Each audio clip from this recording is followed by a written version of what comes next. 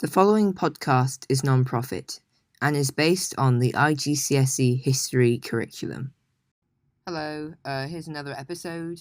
I'm going to release quite a few this week before Thursday because that's the date of my two of my history mock exams, so it's good for my revision as well that I release them early.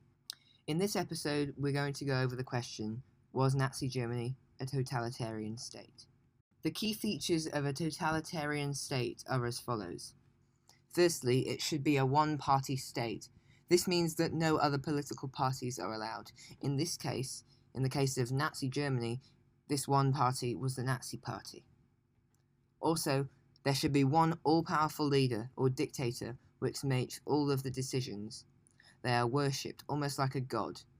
And this was shown by the Nazified church and the Reich Church, which portrayed Hitler as a sort of god, and as they looked at his book, the Mein Kampf, and they replaced the Bible with the Mein Kampf, which just sort of symbols that Hitler was this sort of god to the German people at that time. He was also an all-powerful leader or dictator, which in Germany they called the Führer. Also, a totalitarian state will continuously use propaganda to control and indoctrinate its citizens from a very young age. We see in Germany and even the Soviet Union and North Korea today that many citizens are indoctrinated with facts that its country wants them to believe in, and this was used back in Nazi Germany. The use of terror is also used by security services to ensure total obedience, such as the Gestapo were used, which was a secret police force controlled by the Nazis who had the power to spy on, bug the telephones of German citizens, and they had a secret network of informers which would help to make sure that everyone was loyal to the Nazi Party, and that those that were disloyal or disliked the policies of the Nazi Party were sent to concentration camps or simply executed and neutralized.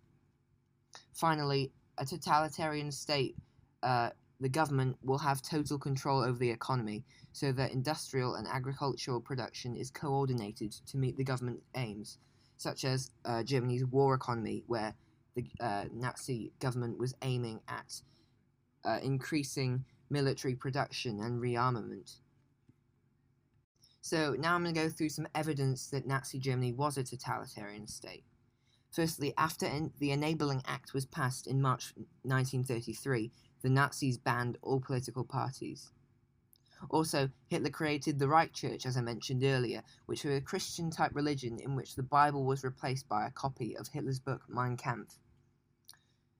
The Nazis supplied radios to all households, which played speeches and propaganda.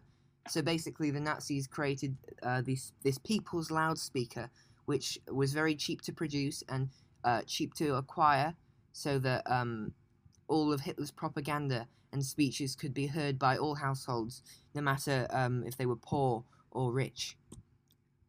And fourth, the Nazis used newspapers to show Nazi propaganda, which promoted them as strong, but also made Jews look inferior. One important case of this was Der Stürmer, the Nazi magazine, which I believe in 1933 began to increase their anti-Semitism propaganda.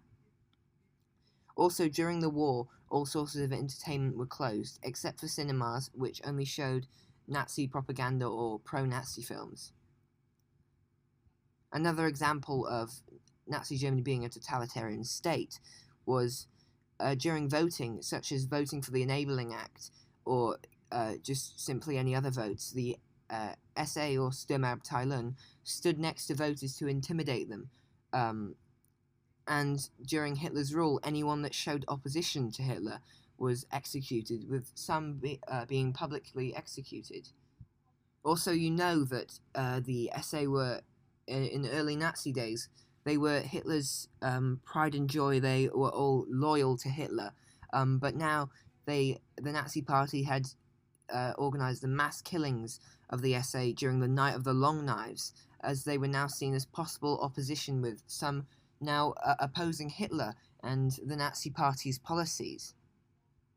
Also, as I mentioned earlier, a totalitarian state will have total control over the economy, and this was the case in Nazi Germany, as firstly, trade unions were banned, and secondly, the Nazis transformed the economy into a war economy, controlling resources and production so that German war effort was supported.